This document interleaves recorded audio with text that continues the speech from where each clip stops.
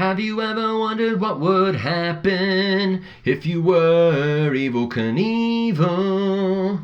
Okay, so what we're going to be looking at here is a projectile launched at an angle. And in this type of problem, we have an object, cannonball, a car, or like whatever, something you kick. And it's not just launched horizontally, but it's launched at an angle here. So it has both an x component and a y component of its velocity. If we just recall SOHCAHTOA, we know we can use cosine and sine to find the x and y velocities, because if we shoot an object at an angle, this is the x velocity down here, and this is the y velocity up here. And if you have an angle, and this is a right triangle, you can use SOHCAHTOA to solve for those, okay? We've done a million of those. We also need to remember that traditionally, when we're doing a projectile motion problem, we have equation 1 on our best friend, which is for the x direction, and then we have other equations for the y direction. And we pull those equations out from using the box. Okay, so make sure if you haven't written a box, write a box. It's super important. You always need it for everything. What we're going to do in this problem, though, is we're going to set up a stunt for all stunts, a stunts so that I can grow a mustache. And in this stunt, what we're going to have is we're going to have some sort of car, right, or a motorcycle, or I don't know, some dude on roller blades. And this vehicle, we're going to launch it off of this ramp. And this ramp is going to have an angle of 30 degrees that it's set at. And this vehicle is going to hit the ramp. It's going to hit the top of the ramp here at a velocity of 50.57 meters per second. Okay? And, naturally, because this is a sweet stunt, there's going to be a, when that car is going over there, you want, for a sweet stunt like this, you want the car not to just fly through the air, but you want it to go through a hoop, right? Because this car is going to go up, it's going to hit some peak up here, and then it's going to fall down. And when you have this car going through the hoop, you don't just want it to be a hoop. You want the hoop to be a ring of fire. Activate fire. Activate fireworks. Activate blue fireworks. Put the sharks in the water. And then there's a shark down here, right? And it's dun dun dun. Dun dun dun dun dun dun dun dun dun dun, and then one of the sharks has got a laser. Laser shark. Okay, so that's what we got. That was weird, but so we know this car is gonna try to get to the other side. Okay, it's gonna go through. It's gonna try to hit this at max height because it's awesome. At max height they'll point their hand out the window of the car, and be like, "I'm the greatest Evel Knievel ever," and then they're gonna land on the other side. Okay. Now, what we want to do as proper physicists and engineers building this death trap is if this initial velocity, like we said, is 50.57 and we're at a 30-degree angle, we want to find a few things. How long is the car in the air? So what's the time the car is in the air for? Okay. What is the range, or how far is the car going to go? Because what we also want to know is look, if I'm building this catch ramp, okay, and this catch ramp is set up the same angle as the initial ramp, but if I'm building this catch ramp, how far away is this thing? Okay, what's my delta x here? How far is it? And what we need to know is we need to know the maximum height reached by the car. And the reason why is that if we don't build this hoop at the proper position, then the car is going to go over the hoop, and who cares? Or it'll go under the hoop, just hit the pole, and go down to the shark waters, and then, that's a bad scenario. So we want to know how high is this ramp. And what we're going to base this max height off of is we're actually going to base it off of the launch point. If we take a look at this launch point right here, and we kind of go across, we're going to call this the base which we're leaving from. Okay, that's our launch point. We don't care about how high we are above the sharks. We care about how much height we're gaining from that launch point. So we actually want this distance as the max height. Okay, so this is our max height right here. That's what we want. So let's go through this kind of problem and see what's going down. Well, the first thing we want to do is, because we're given our velocity as a hypotenuse here, we want to break it up into the x and y components. If we kind of zoom in on this, We know this hypotenuse is the 50.57, but we want really how much is going in the x direction and how much is going in the y direction, okay? How much velocity is in the x and the y. And we actually do know this angle here. That angle is the 30 degrees. Because that's the same angle we have back here to begin with.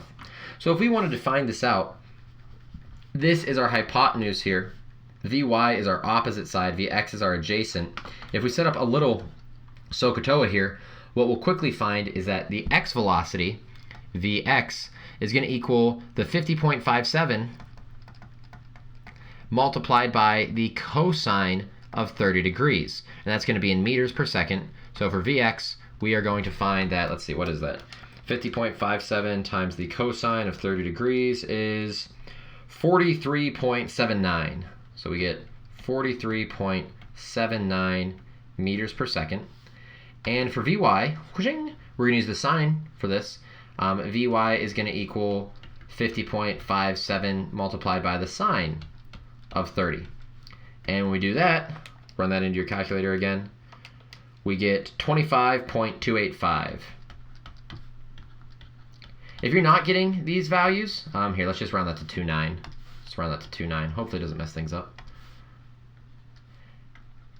If you're not getting these values, make sure your calculator is in degrees, because that's what we're using here. Our angle of the ramp is 30 degrees, not radians. And if you're not doing that, you might get some weird stuff, okay? So now we know a x velocity, the 43.79, and we know the initial y velocity coming off the ramp. So let's just put these in our box. We know that Vi and Vf for the x direction are the same, so this is 43.79. And we know in the y direction our initial is 25.29 meters per second. Okay, cool. We also know some other stuff automatically. That's 0. The acceleration in the y direction is negative 9.8 meters per second squared.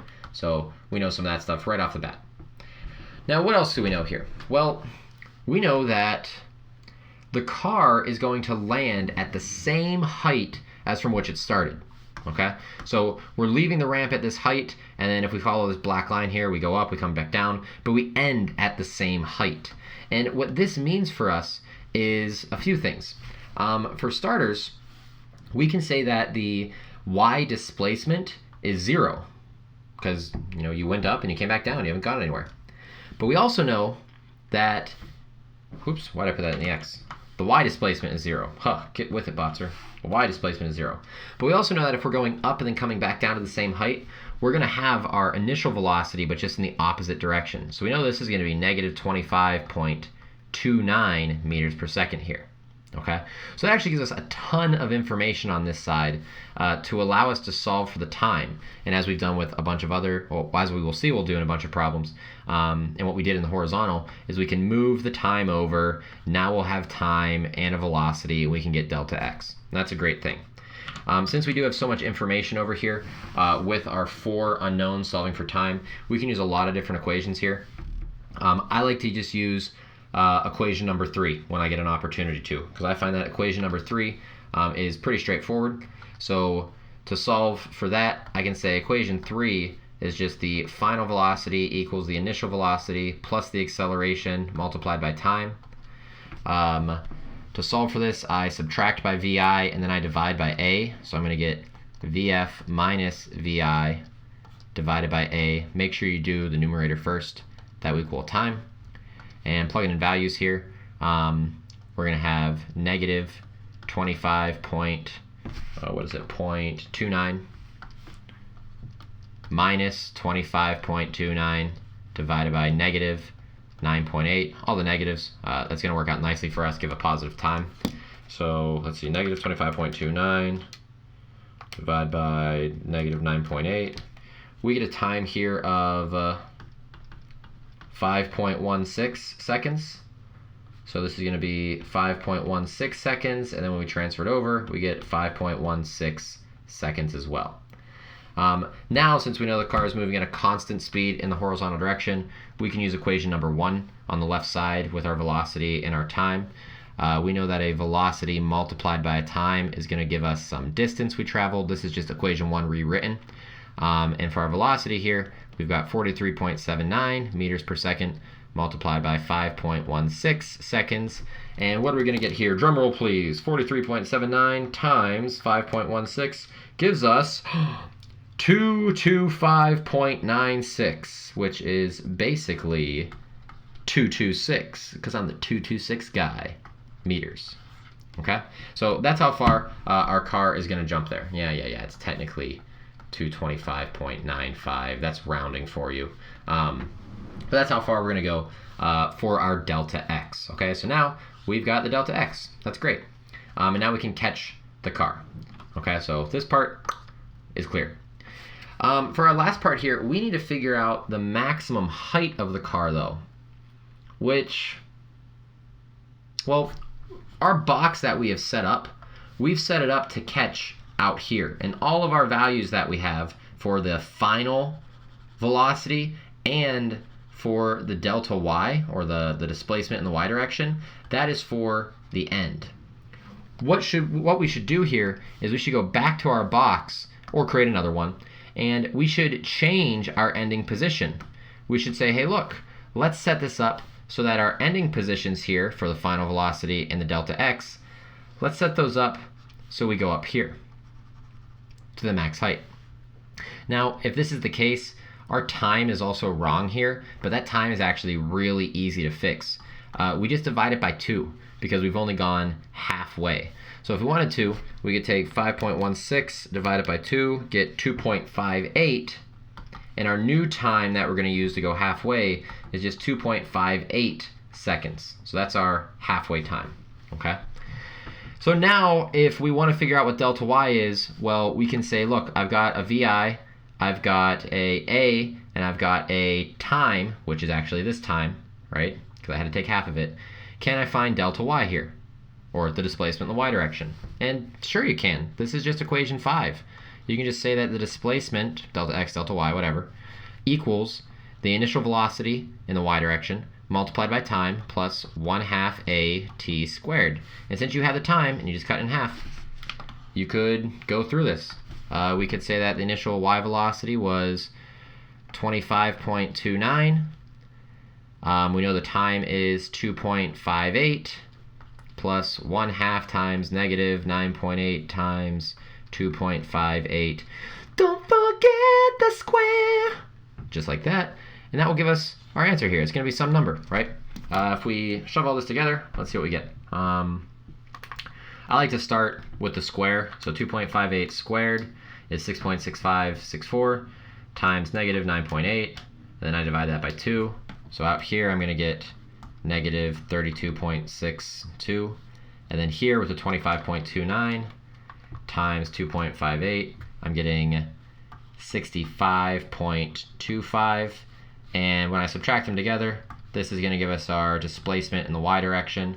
So 65.25 minus 32.62 gives me 32.63. And that's going to be the maximum height achieved by the car.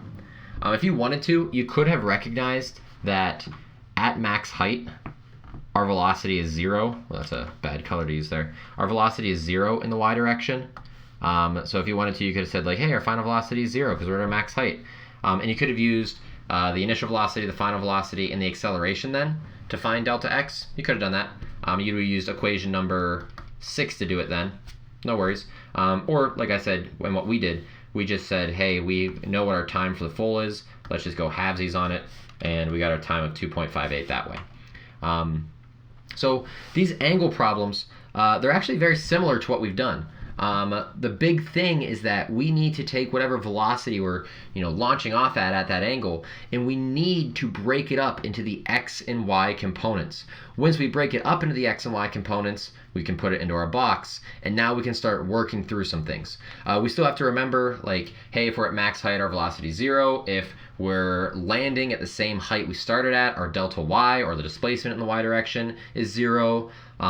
Those are still things that we as physicists just need to know. It's what we need to remember. It's why we did all those problems in Unit 2 and in Unit 3. But once we combine them all together with SOHCAHTOA, we get full projectile motion like we're seeing here, which is awesome. So we're going to take a look at some practice problems in some future videos, and if we get to go back into the school, we'll be able to take a look at a demo where I'm going to, well, you're going to try to set up a actual stunt just like this. Okay, so get ready for that. But for now, this is finished. Adios, and y'all take it easy.